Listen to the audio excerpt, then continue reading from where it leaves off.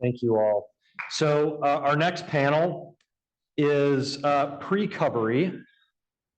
And I'm going to introduce and invite up here Richard Margerum. Dr. Richard Margerum is an associate dean in the College of Design and a professor in the School of Planning, Public Policy, and Management. His research focuses on collaborative approaches to planning and governance. And over the past 20 years has published 2 books and over 40 articles and chapters on this subject. Please join me in welcoming Rich Margerum.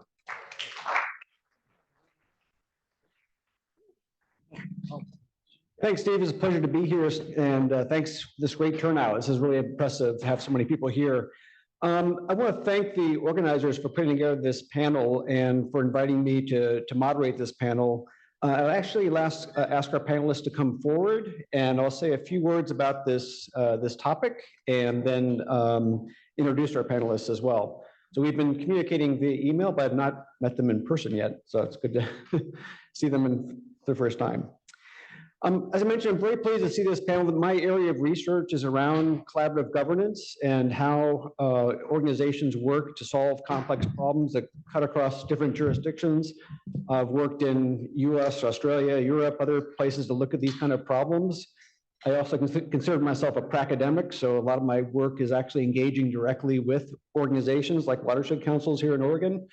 And one of the things that I'm particularly concerned about and focused on is the amount of time and energy it takes to build these coalitions, to build these networks, and how important they are to sustaining and supporting all the kinds of problems and issues that we deal with, and also how quickly they can go away in a heartbeat. And so one of the things I think is really important to think about is these entities that help us connect, help us engage, help us collaborate, and how we can think about both sustaining them, and in this case, how they have pivoted over time to address a complex issue like wildfire recovery. So I'd like to introduce our 4 panelists, and they're each going to take about 10 minutes to talk about what their organizations did in this sort of pivoting process. And I want to leave plenty of time then for questions and discussions. I've got some questions to start us off if nobody jumps to the microphone right away. So I'll start with Melissa. Melissa Baurer is the Director of Integrated Health and Outreach for Santiam Hospital and Clinics. In 2017, she joined the hospital to begin the Service Integration Program, which has now grown into a department with a priority to address social determinants of health within the Santiam region. This program has been recognized as best practice by After the Fire USA, and FEMA has recognized it as a national model. Jared Weybright is the Executive Director for the McKenzie Watershed Council.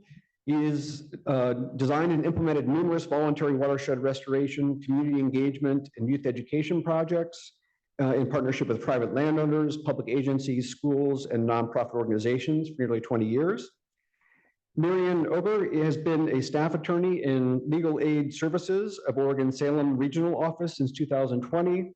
She served as a disaster relief attorney with LASSO's Wildfire Disaster Relief Program from its inception in December 2020 until its demobilization in June 2023. And finally, Kyle Johnson has been a legal aid attorney for 7 years and served as a staff attorney with Legal Aid Services of Oregon Wildfire Disaster Relief Program until the program was demobilized in June 2023. His prior experiences relevant to disaster resilience include 3 years as a wildland certified municipal volunteer firefighter and serving as a Peace Corps volunteer at a national park in Guatemala. So broad range of experiences there. So we'll go ahead and start in the order that we're listed in the program. So Melissa, why don't you go ahead and start and explain a little bit about your organization and connection? And do you have some, oh, sorry. You switched your order on me, okay. Up there or? I can give, just use the microphone. Okay.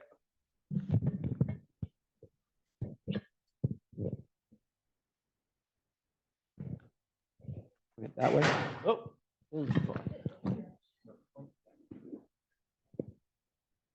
And one more. All right, great. I'm gonna go ahead and stand up, feel a little bit better that way. My name is Jared Weybright. I'm the Executive Director with the McKenzie Watershed Council, and I'm here on behalf of the Pure Water Partners. It's a collaborative of kind of a broad range of organizations, mostly with the focus on protecting drinking water quality and enhancing habitat in the McKenzie subbasin. Partners are listed here in front of us, include EWEB, Cascade Pacific Resource Conservation and Development, McKenzie River Trust, the Watershed Council, the Upper Willamette SWCD, University of Oregon, Lane Council of Governments. And the idea for this collaborative approach really formed about a decade ago, a little bit earlier, for a broad range of reasons, but the idea was that we were more powerful together as a collaborative instead of either working competitively or in silos. And so this collaborative came together to pool resources, both human and financial, to protect core drinking water sources in the McKenzie Basin and enhance habitat. The idea there was that we could work up programmatic approaches that would essentially take us away from lurching from one project to another, and really the kind of that grant funded model that really had limited impact and effect to protect the resource. So what this did, actually I'll stay with that 1 second. And so what we did is we took our time with the development of this program. It was initially conceived probably about 2012. We went through a 4-year pilot project with 16 private landowners where we tested a variety of different systems that essentially allowed us to ground truth the program before we went public in 2018. We went public in 2018, had a pretty decent initial response, about 60 folks signed up in the program, and we were working cooperatively with them to develop a wide range of projects to essentially enhance riparian projects and some other drinking water source protection programs. 2020, Holiday Farm Fire hit. I don't need to show anybody that map, but obviously huge impact, and especially for impact on our program, the preponderance of the impact on private lands provided both a unique opportunity for us and something that at least local systems weren't super well equipped to engage with private landowners, where a lot of those variable resources were focused on federal or state lands. And so what we were able to do with that framework is pivot very, very quickly to supporting private landowners impacted by the Holiday Farm Fire. In addition to private landowners, we also pivoted quickly or eventually grew the program to assist public lands, non-federal public lands, so state lands, county lands, small municipalities, things like that. And so there's a couple of things that I would like to highlight that I think the existing structure of the PWP allowed us to pivot quickly. So we had strong MOUs in place, but also that allowed for some flexibility. So the idea there, we had a very preconceived notion of what we'd be doing over the next 10 years that got completely thrown out the window in about 4 or 5 days. But those MOUs were flexible enough to allow us to pivot to more of like a command and control hierarchy and decision-making process that we essentially went forward with during the recovery period. Just as importantly, we had multiple funding agreements in place that allowed us to move money back and forth and receive money from a variety of different organizations and structures. And I'll get to that in here in a second. I would say probably most importantly is that 10-year process of working together. These weren't new relationships. These were decade-strong relationships, both within ourselves, but then also within the community that gained a certain level of trust, both externally and externally, that allowed us to take that big step in a short period of time. And we had this systems. I mean, it took us about 8 years to go public with this program, and we built good systems to go out and do the variety of work that we were doing, both technologically and the field-based work. So I'm going a little slow, and I'm going to speed up here a little. So in addition to those external characteristics of the program that helped us succeed, I really want to call out the level of community support that recognized what we were doing and the need out there. You know, we had local, state, and federal resources step up to fund those programs. And again, the strength of our program was that we were able to receive those fundings, those funds in relatively short time periods. So what exactly do we do? We like to characterize this in three steps.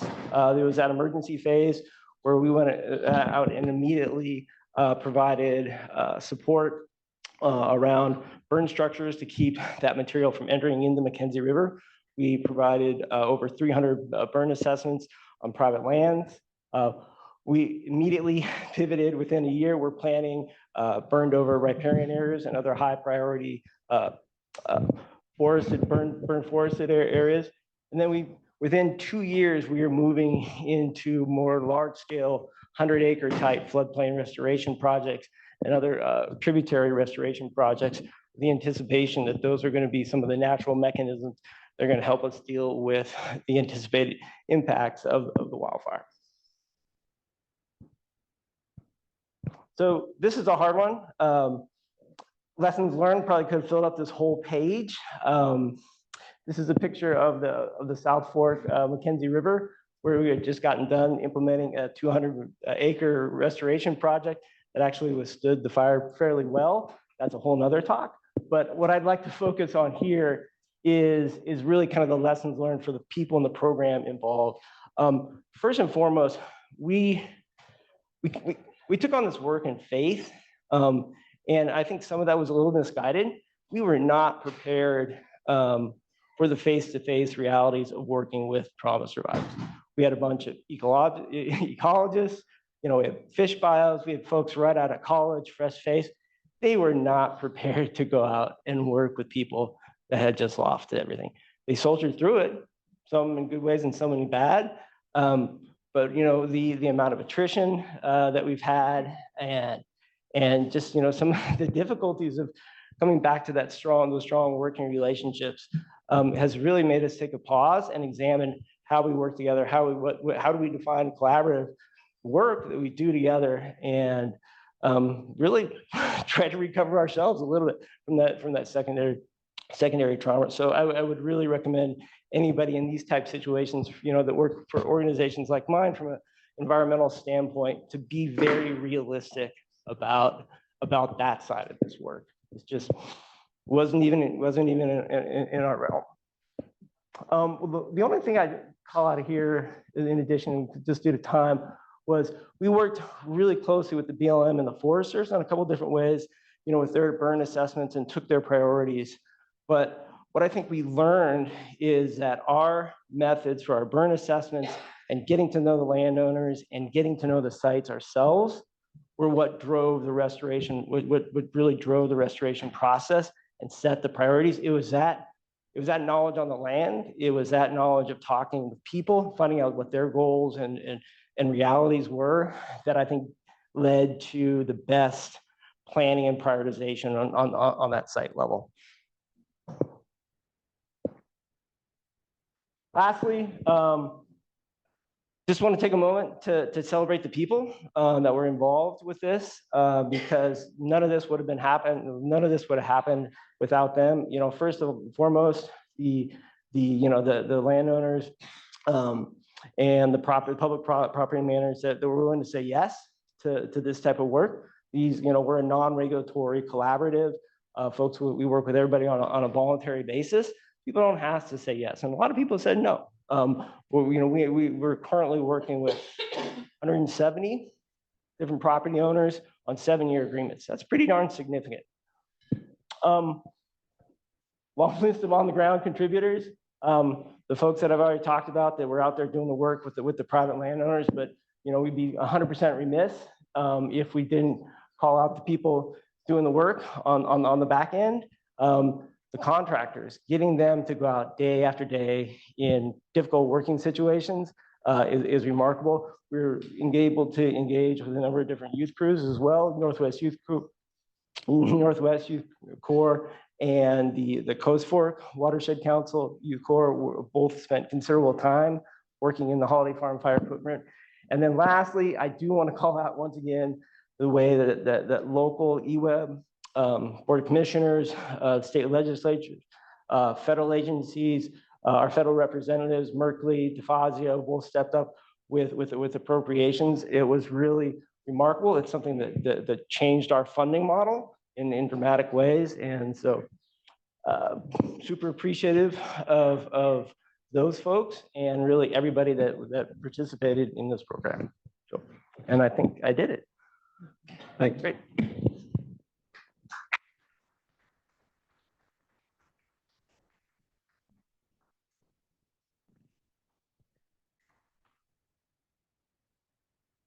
I'm gonna stand too, just because it's a little awkward. I can't see everyone.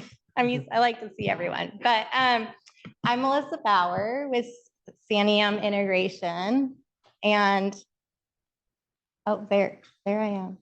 Okay. So I'm just going to talk a little bit about how we had a program in place called Sanium Integration. A lot of people refer to us as SIT. And we're trying, our disaster program at least is trying to get away from that. But we started service integration, the hospital, in 2017. And what it briefly is, because you have to know a little bit about the model in order to know how we got to where we're at. But we have 4 different teams. They're based off of school district catchment areas. Those teams are made up of nonprofits, government organizations, businesses, faith-based organizations, community members. Each team has a pot of funds that the hospital supplies 50% of, and the school district gives 50% of those funds. And so we have team members. There's over, I think it's like 250 now, throughout the Sanium region that is meeting everyday needs, like every day. So we have pastors that might notice a child needs a new pair of shoes, or somebody runs across a family that needs their mortgage paid, or rental assistance, or piano lessons for their child, or whatever it might be. It's a very flexible program.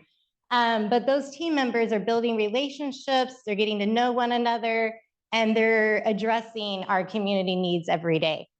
And so in 2020, we had COVID, and we formed this, what we called like COVID SIT Mobile. And so Colleen with Oregon Department of Human Services and myself started responding to the local need. And we had, because we had a trusted partnership with our community, we had businesses and foundations that were just giving us money. So before any government program came out to help people with their mortgage or other bills because they were laid off, we were able to assist. And so we pivoted then, and then the disaster happened and the wildfires, and we just immediately started getting phone calls because we had that trust in the community. People knew you call Sanium, you call SIT if you need help. And so we were there in this little tiny office, and we just started answering those phone calls and trying to triage and get people to the services that they needed. And that's how Sanium Disaster Services started. And then I'll go a little bit into that later. And now we have this program, this department with the hospital where we're addressing social determinants every day through different programs. And so I kind of just went over service integration, but one thing I want to highlight is our ability to leverage. So if you have a program like this, I talked about the team pot of funds. Every team has $8,000. And as you can see, we spent $48,819 amongst the 4 teams. We've leveraged $342,554, and that's only the requests that come through the team funds. A lot of times we're meeting those needs without having to use team funds. A total of 901 individuals have been assisted, and we're seeing an 89% increase in funding requests. And so I think all across Oregon, right, we're seeing cost of living, this increases. This is why you need a program like Sanium Service Integration. These are our 4 teams. And what allowed us to pivot so quickly is we had that, like I said, the trust within the community. We had donors within the community that wanted to be able to go through our program to assist. But really, we had a CEO and a CFO at the time that said yes. They said yes to everything. Dina talked about a private fund. I think that was in like within a week, 2 weeks, 3 days, 3 days. We had a survivor approach Dina and said, hey, I want to be able to start this fund to help other survivors. That fund has grown into $4.6 million or so. And that's how we were able to, like that week, like 3 days after the fire, replace people's durable medical equipment, their birth certificates, IDs. We could do that because we had that private fund. The hospital has a philosophy that housing is healthcare. We have to take care of people's social needs in order for them to have access to their primary care. And so we had a leadership team that felt that disaster response was within the hospital service. And then, because we had amazing partners, this is maybe within a week, we had Knights of Columbus and other organizations that just moved us from one location to another location. We had a huge donation center. We had people coming all over from everywhere to assist us. And that wildfire relief fund was making a lot of progress. We were getting a lot of donations right in the beginning. And then because we were able to set up so quickly, we had programs like the FEMA through St. Vincent de Paul Disaster Services. We had ODHS, Orem, EdFlix team after the fire, several in Marianne County, but they immediately stepped up to help us with the modular on site, getting us that support. The hospital, we started interviewing people in shelters. And because we had that relationship, ODHS asked us to participate in those interviews to get people registered. And the hospital said, we're just going to hire case managers, because I told our CEO, we need case managers. I said, people don't have shoes, like it's well after the fire. We're interviewing them. They don't have the medicine that they need, prescriptions. And so we hired 2 case managers with the commitment from ODHS that they would be helping us with the salaries and the operational costs. And so we were able to do that, and we continue our disaster case management today. This is our model that we use for disaster. And somebody, will you just like yell at me or say something if I'm over 3 minutes? Okay. But we really wanted to follow our service integration model for our disaster work. We had ODHS that was on site with us that really took the lead in registering households. We were able to get survivors signed up for food stamps, OHP, cash assistance, right there on site as we were registering households. And then in the beginning, it took a little bit, right, to get someone assigned to a case manager. And so all of our service integration partners, like Family Building Blocks, Marianne County Health and Human Services, Catholic Charities, just so many different organizations came on site and helped us call those households every week. Hey, we're checking in. Do you have any immediate needs? And we could take care of those immediate needs while they were waiting to be assigned to a case manager. And so we had this model where there were several organizations on site, which we could streamline services and meet people's needs and leverage our private fund with like the state flex funds that came down the road. And so I think what really sets us apart is we used our service integration model, like our team pot of funds, and we created that account. And we've dispersed $4.3 million to assist. The number is now 266 households, be able to rebuild or relocate. And we're still working with about 91. And I want to say the Wildfire Relief Fund was there in the beginning. And now they just approved funding to assist 20 more households. So in the next 30 to 60 days, we'll see our homeowners drop to about 55 households that we're still working with. And then again, with kind of like our model of service integration and leveraging, we just continue that with our relationship. We already have a community action agency. They came on site with us and they distributed 4.9 million. The 4.3 was our private fund. We had the flex funds available, which assisted with 889,000.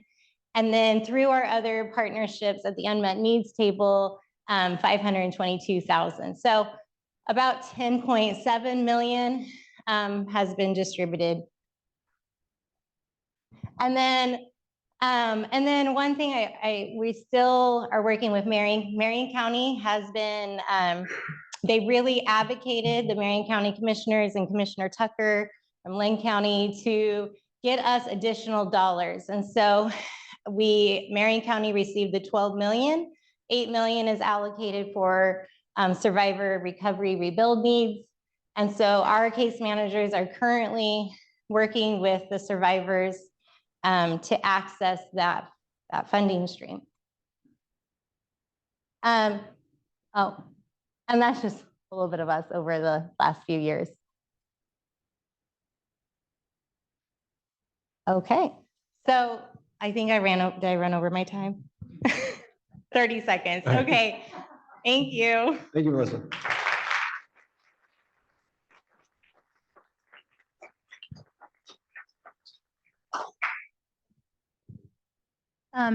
So I'm Marianne Ober. I use she, her pronouns, and I'm with Legal Aid Services of Oregon.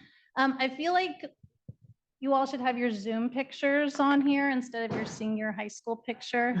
No, it's nice to be with you all in person. I recognize a lot of faces, and then there's quite a few of you who I've never seen before. So glad we're all here in person. So pre-disaster, Legal Aid Services of Oregon has been around a long time. Legal aid organizations are in every state all across our country. And in Oregon, we have 3 legal aid law firms. We have Legal Aid Services of Oregon. We have the Oregon Law Center. Both of those organizations or law firms are throughout the state, a number of different local offices. And then we have the Center for Nonprofit Legal Services in Jackson County and their own sole independent legal aid office. And so the 3 of us have been providing free legal services, assistance, representation to low-income individuals and communities for a long time, civil legal services. And so we've had this, that's what we've done. And so at the time of the fires, the legal community period in Oregon, so legal aid, but also the private bar, we didn't have a disaster response set up like most of our organizations here. And the private bar and legal aid attorneys rallied and they stepped up and they provided, they're like, okay, what's needed? What kind of, we need insurance information out, we need housing information out, and people just made it happen. And so I joined Legal Aid in August of 2020. And so I, at that time, was just practicing, not just, but I was practicing a general legal aid practice. And then come December, we received special funds to create a disaster relief program. So we created the Wildfire Disaster Relief Program. I was the new kid on the block. And so they assigned me the task of leading that program, making it happen. And we were able to hire an outreach coordinator, Christian Amador, some of you may remember. And he was with us for a year. His funding for his program ran out. He's still with Legal Aid, but in a different capacity, doing great work with our eviction defense project. So it was Christian and me doing our program for the first year and a half. And we solicited help from local offices when needed, local legal aid offices when needed. or the Oregon State Bar had a whole list of volunteer attorneys who had said, hey, I can help in this specialty. I'm happy to provide my services, and so when we couldn't help, we were able to refer, and hopefully survivors were able to get help. Funding for Christian's position ended, but we got more funding. We were able to hire a second disaster relief attorney full-time. Kyle and I were already working together in the Salem office. That's where our program, we were the central location. And so Kyle came on board, and then we hired a program coordinator, Jane Miramontes Somerville. Some of you all may remember her. And so we all worked together until June of this past year, or this past June, when we demobilized. And Kyle's going to share more. Thank you, Marianne. Until through June, our program, as she said, was the organized response and recovery state for most of the state, with the exception of Jackson County, who partnered with us. And we provided direct legal representation, referrals, and advice. And we produced a number of self-help materials, which are available for you all.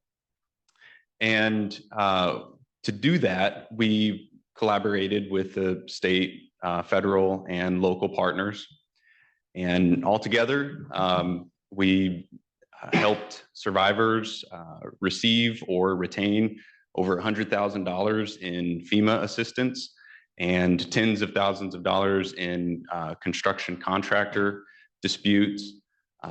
We also trained dozens of community partners, disaster case managers, disaster recovery leaders and staff on the legal needs that survivors often face. Those legal issues span a wide variety of practice areas. So we, on-ramped with everything from FEMA appeals and construction contractor disputes to insurance disputes and real estate, real property, title clearing, document recovery or replacement, wills, probate, and estates. And there's others, I'm sure. I'll never remember all of them. But it was the most general practice of all practices, but in the most catastrophic of circumstances. Unfortunately, as a lot of people already know, and we've mentioned, the program did end with the exhaustion of grant funds. And so the future of legal aid response will look different. And I think the following will be maybe the most important takeaway from what I would like to say, and that is when a major disaster or smaller disasters, when the next disaster hits, there is no guarantee that legal aid will have a statewide response. Instead, the response and recovery it'll look more local. The 16 regional offices will, there currently are, and they will be responsible for meeting the legal needs for low-income survivors. And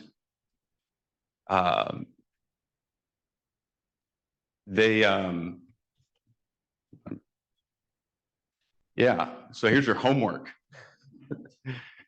Build and maintain relationships with the local legal aid staff. Like I said, they're currently now responsible, and in the future, they will be the lead advocates for disaster response and recovery. The hope is that meeting the legal needs of Oregonians, especially low-income Oregonians, will not only help mitigate the impacts of disasters, but also reduce or prevent the many contributing factors that cause or deepen poverty in the first place. Great, thank you. Thank you to all the panelists.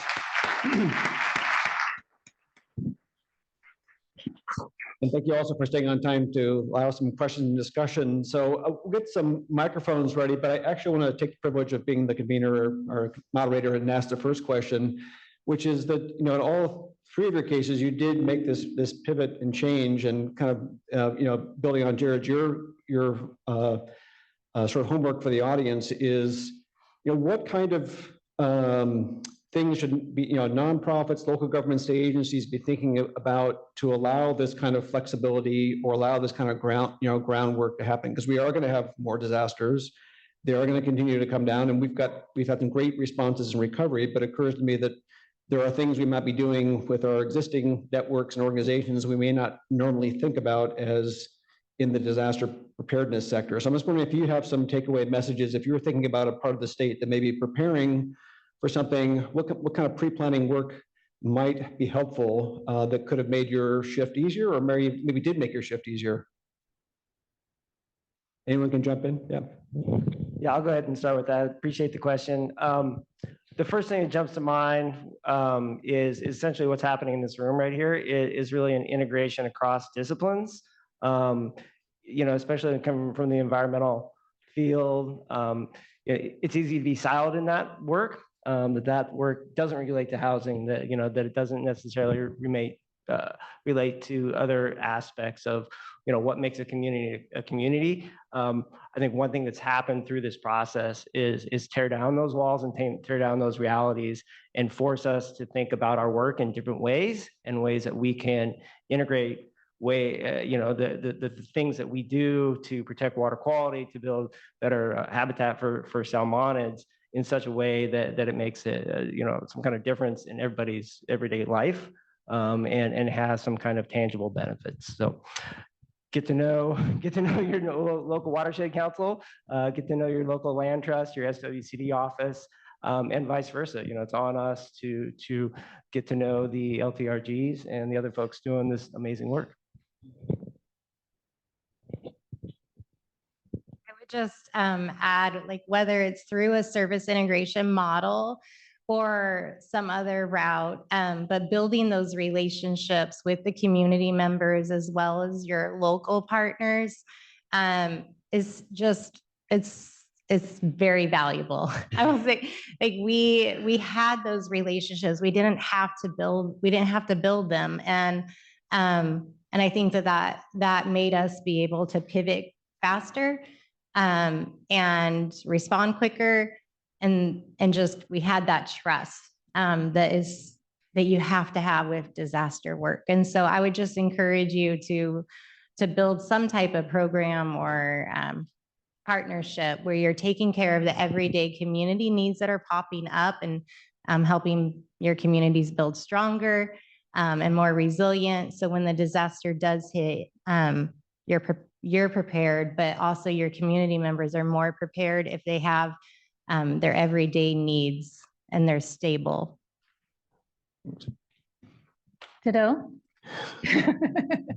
I'll also add, though, that at least with legal aid, we do have national other organizations. And so we have states that have experienced disaster after disaster after disaster, and they already have disaster legal aid programs. And so that has been something that we drew upon to learn how to do the work that we were doing. And, so it's not just our local and state organizations, but who else in our country are doing this work that you can learn from and, be supported by, because our national partners have been in legal aid, have been a tremendous support, that have been able to help us help our survivors.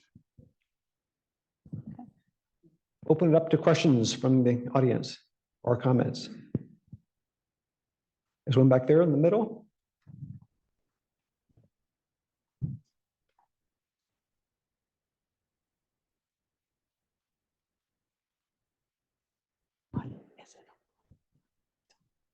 Hi, I'm Colleen Bradford with Oregon Department of Human Services, and I've been partnering with the Santiam Disaster Services team. I hate to say it, but for years now. So that's, just because it's been 3.5, a little over 3 years. What I wanted to say though was, as someone that has registered families throughout the years, and thank goodness that we have the partners that we have. One of them was Oregon Legal Aid. I am Marianne and Christian and now Kyle. I had so many survivors asking me questions that I didn't have the answer for, and to have that relationship with our Oregon Legal Services, you just helped our survivors so much, getting them the help they needed. And if they weren't eligible for income, or you still helped, you provided resources, you were a resource to me. I learned so much, and I know that we'll always have that relationship. And having you part of Dina's team with the Santiam Recovery Services on those calls, and keep continuing to give us updates and being just, part of that. I know Melissa we all feel the same way. So I just want to say thank you. And tell Christian hi. I will. He and Colleen had a sweet relationship connection. Thank you for that. Thank you. Everyone back there? Yeah. It's not really a question. Actually, Melissa, your integration project team, how you got that going back in, what was it, 2019? That's right, 2017. Do you share that with everyone else? It's such a great model, and because of that, you were able to be so flexible and on the streets as soon as it was needed. That's one question. You don't have to answer that right now. But the other thing I wanted to say is to that entire team standing up there, and to our other community partners throughout the audience, thank you for all of the work that you've done. Endless tears that you guys shed, great partnerships, and I'm thankful for the relationship that we've had. I don't know if you've been given the round of applause that you deserve. I know of all the hardships, and I know of all the tears, and I know of all the pieces you guys have had to connect to make people semi-whole over the last 3 years, and it's really been appreciated. Thank you.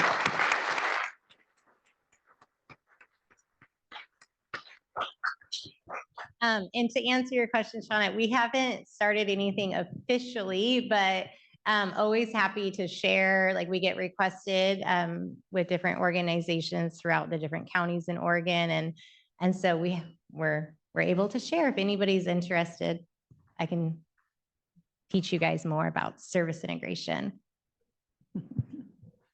One question I have for the group is, often building these collaborative relationships take a lot of time, and it's often slow going because you've got partners and maybe take a while to get to work together and maybe have overlapping space, which is very different than something like a fire event where you've got this sudden and immediate needs.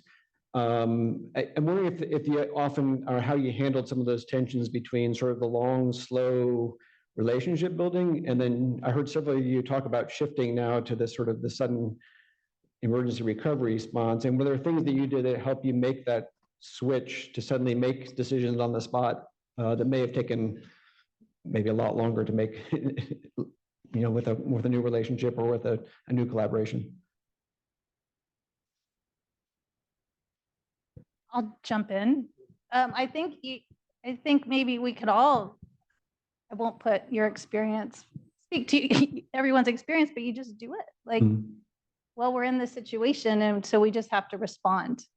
For us, FEMA, they came in, they have done this. This is what they do. And so for legal services anyway, they provided a structure to get us started. And the Oregon State Bar jumped in. And so that we had, yes, we were creating LASSO was creating a disaster relief program, but it wasn't completely, making a new wheel.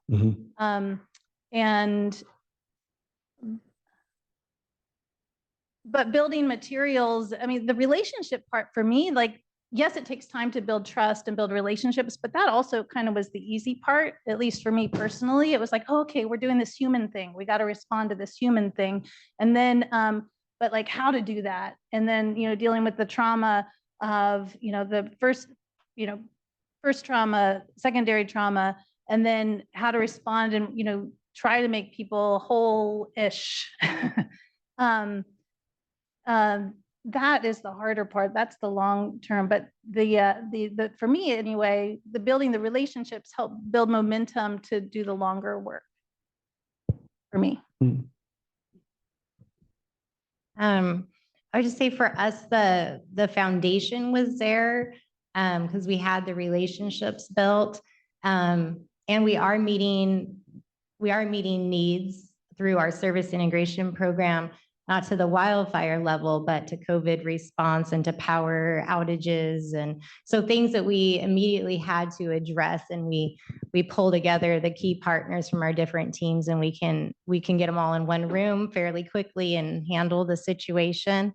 I think for us with the wildfire is like we had the foundation, but then I had to be willing to, I picked up the phone and I called and I said, okay, like somebody needs to teach me disaster now. Like I've got the people here and we can help and we have money, but some expertise in this area. And so being willing to reach out and also ask for help and guidance is necessary.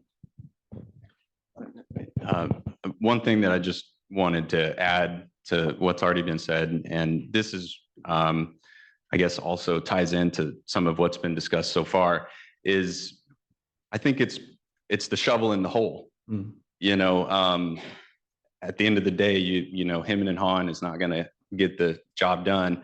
And so like Marianne, she jumped straight into doing FEMA appeals, and she had never done FEMA appeals before. She started doing the work. And I heard in the last session that there's like all this planning and a lot of work to get ready to get the work done. And I'd love to continue. I'd love to have a conversation with OH. I can't even remember. So legal aid here. Love to talk to you. And I think part of what can continue to help that happen is like the models, like the SIT model, where the work is being done. And yeah, it changes, it shifts, but you're doing the work. And when the new thing, there's always going to be something new, right? When the new thing hits, you still just you keep doing the work, and you just adapt and you figure it out as you go along. Thanks. These are great, and Melissa, 100% echo what you were saying. I put a little bit of nuance on that, at least from my perspective. It's easy to make decisions when there's no pressure and when there's lots of time to figure it out and build those structures. And so, it took us 4 years and 5 years to develop an MOU and that everybody could live with, and that those decision-making structures that were defined in that document. Well, as you were saying, being ready to jump in and do that work. It's easy to do that for a short period of time, kind of a top-down hierarchical decision-making process, but that's only going to carry you so far. And one thing that we're really working hard to, and honestly struggling a little bit, is what does that turn into, and how do you put, how do you define how your program, how your collaborative has changed, and how does the decision-making process change along with it? And essentially redefining yourself in that way that everybody can be comfortable with, because you can't go back to the old way, and you can't stay in that top-down structure too. So you've got to build something new again, and you got to do it quicker than you did the first time. So, Question back there. Actually, I just kind of wanted to jump on that boat, if I may, and do a shameless plug. My name's Karen, and I'm with Rogue Food Unites. Our organization was born out of the Alameda and Open Chain fires to support and feed people, all the survivors. And then very quickly, we were able to partner with Orem and expand that mission and do disaster feeding in 7 counties. And as the recovery phase has changed, our programs have like constantly changed about what feeding looks like, what recovery looks like, and how to connect with people. And so at the same time, while we're developing our organization to be statewide for disaster recovery, we're also like hyper local in partnering with so many nonprofits who are in this room and not to know who our community is and to do feeding programs that keep us connected and keep us in the role of resource managers and helping to know who will be the people who are forgotten in the next recovery and to know them. And the only way we can do that is we have been so graced with latitude in our capacity building and our funding. And I just want to encourage anyone who's contracting or who has any role in funding all of this to like make the rules as flexible as possible, because we all need, you know, legal aid, you talked about running out of funding. You need those positions all the time, right? We need money to be able to do this, to be human and spend the time to not just like plan, but to be in our communities and to make those relationships. So I really want to like give a shout out to all of the agencies and the funders and the CBOs who are like doing that work and yeah, making it happen. And yeah, keep giving us the cash. Thank you. If I may just, you know, what you said there kind of triggered an idea in my head. And as there's been talk of low income and there's a gap between low income and, you know, wealthy. I mean, and pretty much like if you're not wealthy, then it's going to be a hard row to hoe. So there's this gap in services, right? And legal aid's eligibility caps off at 125% of federal poverty level. That's generally speaking a lot lower and sometimes significantly lower than the 80% area median income. And so, you know, we're not all talking about the same threshold, and that's a problem. We're not all on the same page about what low income is. We're not all on the same page about what poverty is. That's a problem. But solutions. I am aware that there is at least one, I'm pretty sure, there's at least one grant program that legal aid receives that allows us to serve people. I think it's regardless of the income level. So, you know, I'm not at the level where I'm, you know, the person to really talk to about how to make those changes. But if that can happen with, you know, those services, then why can't that also happen with other services? And yeah, just throwing that out there. Well, I think we're standing between you and some break time. So you have some homework for you, which is to, you know, go back to your communities and network with your Oregon watershed councils, your SWCDs, your legal aid, local legal aid staff, as well as hospitals and other organizations. I think about, you know, the what if scenario, what capacity building opportunities we have here. But I'd like to thank our panelists for sharing their perspectives today and hopefully provide some lessons to take home with you. Thank you.